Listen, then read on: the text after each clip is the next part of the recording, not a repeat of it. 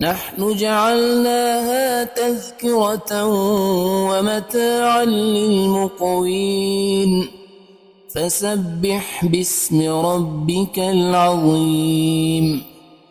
فلا أقسم بمواقع النجوم وإنه لقسم لو تعلمون عظيم إنه لقرآن كريم في كتاب مكنون